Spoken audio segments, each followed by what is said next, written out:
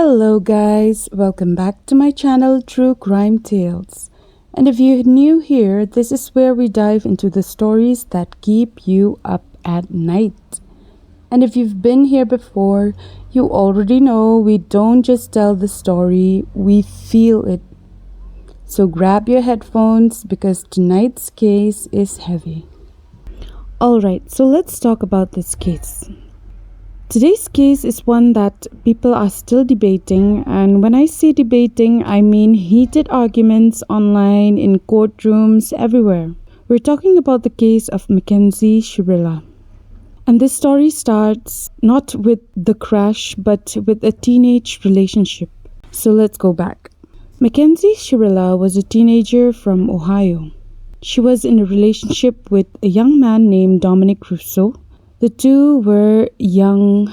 Dominic was 19, Mekenzie was 17 at the time, and by most accounts, their relationship had been strained in the weeks leading up to what happened. And like most teenage relationships, it had its ups and downs.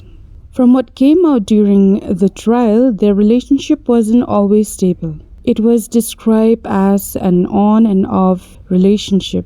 There were arguments, there were emotional moments, there were breakups and reconciliations. And so already we're dealing with young people navigating intense emotions without fully developed coping skills. Now, here's where things start to feel heavy. There were text messages introduced during the trial that showed tension between them. Reports said Dominic had tried to distance himself. There were signs the relationship might have been ending, and so the prosecution argued that this wasn't just a random accident. They claimed it was fueled by emotional turmoil. But we'll get there. Let's set the scene for the night of July 31st, 2022. That night, Mackenzie was driving her Toyota Camry. In the car were Dominic Russo, her boyfriend, and another young man, his friend, named Davion Flanagan. Now, Davion wasn't part of that emotional storm. He was Dominic's friend. He wasn't in the relationship drama. He was just there that night. So it's early in the morning, around 5:30 a.m. in Strongsville, Ohio. The streets are quiet. It's early. Most people are asleep. So Mackenzie is driving her Toyota Camry. Dominic is in the front passenger seat and Davion is in the back. And at first, it's just a drive, but then the speed increases. The car is moving through a residential area in Strongsville, Ohio, and then everything changes. Surveillance footage later showed the car speeding down the road.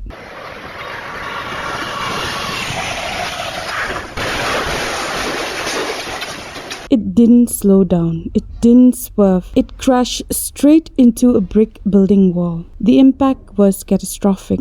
The car caught fire. Dominic Russo and Davion Flanagan died from their injuries. But Mackenzie survived. And that right there is what makes this case explode. Because when someone survives a crash that kills the two passengers, people start asking questions. Was it reckless driving? Was it impaired driving, or was it something else? When police arrived at the scene, they found that Mackenzie was injured. She had serious injuries from the crash, and she was hospitalized and she was transported to the hospital. At first, the case was investigated as a fatal crash. Police began the standard procedure of reconstructing the scene, collecting surveillance footage from nearby buildings, analyzing the vehicle's event data recorder. So while Mackenzie was in the hospital, officers interviewed her. But she told the investigators she didn't remember the crash. She reportedly said she blacked out. That statement became a huge point later in court. Data later recovered from the vehicle showed the accelerator was pressed all the way down, full throttle. The car reaches nearly 100 miles per hour. On a residential street. And here's the detail that makes people pause. There was no braking, no swerving. The steering wheel remained steady. And so, what started as a crash investigation began shifting into something else. Police obtained search warrants for her phone. They reviewed text messages between her and Dominic. Those messages showed tension in the relationship leading up to that night. So on August 4th of 2022, so about a week later, Mackenzie Shirilla was arrested and charged with 2 counts of murder. When she was formally charged, she was taken into custody and held. But because she was 17 at the time of the crash, there were initial questions about juvenile court versus adult court. And ultimately, her case was transferred to adult court. During the investigation phase, prosecutors relied heavily on the surveillance footage showing no braking, the vehicle's speed data, their exchange of text messages, and expert crash reconstruction testimony. Her defense maintained she lost control and that this was reckless driving, not intentional murder. But the real question here was that what was Mackenzie actually trying to do? Was she trying to scare Dominic? Was she trying to make a point? Was she emotionally overwhelmed? At first glance, it could have been labeled a tragic accident, just teens driving too fast. But investigators looked deeper. They reviewed surveillance footage. They extracted black box data from the car. They analyzed phone records. And the data showed full acceleration, no brake application before the impact. The car didn't veer, it didn't correct course, it went straight in. And then the emotional history between her and Dominic became part of the bigger picture. The messages, the prior tension, their relationship conflict. So eventually, Mackenzie was charged with aggravated murder, and felonious assault. Now here's something important. She was 17 at the time of the crash, but she was tried as an adult. So this wasn't juvenile court. This was adult court with adult consequences. In 2023, the case went to trial before a judge and not a jury. And this is where the case becomes so polarizing, because people struggle with the idea that a 17-year-old girl could intentionally drive into a building with 2 people inside. But the judge ultimately ruled that the crash was intentional. In August of 2023, Mackenzie Shirilla was found guilty on all counts. She was sentenced to 15 years to life in prison. She was 19 years old at sentencing. So let that sink in. 2 young men lost their lives in seconds. And a teenage girl is now serving a life sentence with the possibility of parole after 15 years. And this case still divides people.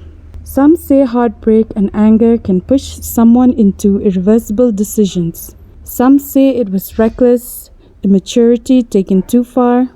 Some say the evidence clearly showed intent. But what makes this story so heavy is the age. They weren't hardened criminals. These were young people in messy emotional territory. And so when you think about that quiet Ohio street that morning, you realize how quickly everything can change. One decision, one press of a gas pedal, no brakes, no second chance. And now, 2 families live with unimaginable loss. And one young woman lives behind bars. Her teenage years replaced with courtrooms and prison walls. And the haunting question remains: what truly happened inside that car in those final seconds? Because sometimes the most terrifying stories aren't about strangers. They're about people who once loved each other.